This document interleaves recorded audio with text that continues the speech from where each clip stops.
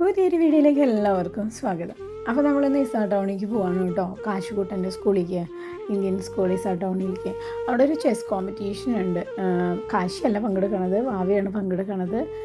അവിടെ ഇൻ്റർ സ്കൂളും കാറ്റഗറിയും ഉണ്ട്, ഓപ്പൺ കാറ്റഗറിയും ഉണ്ട്.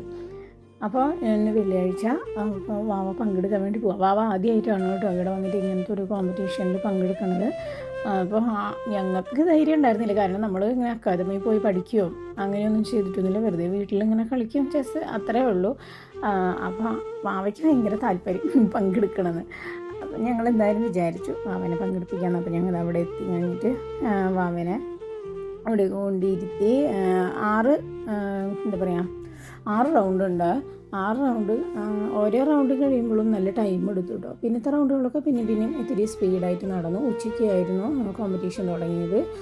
അപ്പോൾ അവിടെ ഒരു ഹാളിൽ കോമ്പറ്റീഷൻ നടക്കുക. ഇപ്പുറത്തെ ക്ലാസ് റൂമിൽ ഞാനും കാശിയും ഇരിക്കുകയായിരുന്നു, ചേട്ടൻ കാറിലിരിക്കുകയായിരുന്നു കേട്ടോ. ഇത് അവർ 10ാം ക്ലാസ്സാണ് കേട്ടോ. അപ്പോൾ 10ാം ക്ലാസ് ഒരു കുറച്ച് ക്ലാസ് റൂമുകൾ ഇങ്ങനെ നമുക്ക് തുറന്നിട്ട് തന്നിരുന്നു പാരൻസിന് ഇരിക്കാനായിട്ട്. ഞാനും കാശി അവിടെ ചെന്നിരുന്നു. ഇത് നമ്മുടെ ഇന്ത്യൻ സ്കൂളിൻ്റെ പ്ലാനാണ് കേട്ടോ. എങ്ങനെ അവിടെ എവിടേക്കാണ് ബ്ലോക്കുകളുള്ളത്, എവിടേക്കാണ് ഓഡിറ്റോറിയം ഉള്ളതെന്നൊക്കെ ഉള്ളത്. അപ്പോൾ നല്ല വെയിലാണ് കേട്ടോ പുറത്ത്. ഞാനും കാശി ഇങ്ങനെ ചുറ്റിക്കറങ്ങി നടക്കണം. കാശിയുടെ ബ്ലോക്ക് വേറെ സൈഡിലാണ് കേട്ടോ. ഇതൊക്കെ ഫുള്ള് 10ാം ക്ലാസ്സാണ് കേട്ടോ. അപ്പോൾ ഞാൻ ഒരു 10ാം ക്ലാസ് ഫുള്ള് നിങ്ങൾക്ക് കാണിച്ചു തരാം. ഇതാണ് കേട്ടോ ഒരു 10ാം ക്ലാസ്.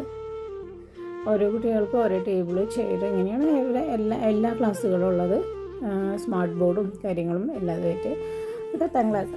ഇതൊക്കെ കണ്ടപ്പോൾ എനിക്ക് നമ്മുടെ 10ാം ക്ലാസ് ഓർമ്മ. ഇവിടെ ഓരോ കുട്ടികൾക്കും ഓരോ ചെയർ. നമ്മൾ ഒരു ബെഞ്ചും ഡെസ്കിലും 5 പേര് ഒക്കെ ആയിരുന്നു നമ്മൾ ഇരുന്നിരുന്നത്. അപ്പോൾ ഇതൊക്കെ കണ്ടപ്പോൾ എന്തോ ഓർമ്മ വന്നു.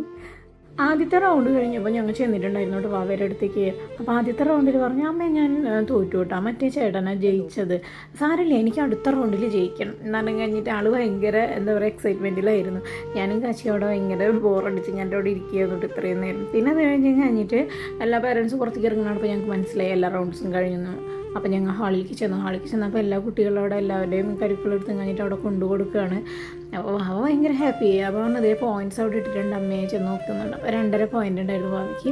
2 റൗണ്ടിൽ ജയിച്ചു, 1 റൗണ്ട് ഡ്രോ ആയിരുന്നു. പിന്നെ ബാക്കിയുള്ള റൗണ്ടൊക്കെ ആൾ പോയി. പക്ഷേ ആൾക്കതൊന്നും ഒരു പ്രശ്നമല്ല, ഞങ്ങൾക്കതൊരു വലിയ പ്രശ്നമായിട്ട് തോന്നിയില്ല. കാരണം വാവ ആദ്യമായിട്ട് ഇങ്ങനത്തെ ഒരു കോമ്പറ്റീഷനിൽ പങ്കെടുക്കുന്നത്. നമ്മുടെ വീട്ടിൽ നമ്മുടെ കൂടെ കളിക്കുന്ന അല്ലാണ്ട് വേറെ ഒന്നും അവൾക്ക് പുറത്തുനിന്നുള്ള വേറൊരു അറിവും അവൾക്കത് ഇതിൽ നിന്ന് കിട്ടിയിട്ടുണ്ടായിരുന്നില്ല.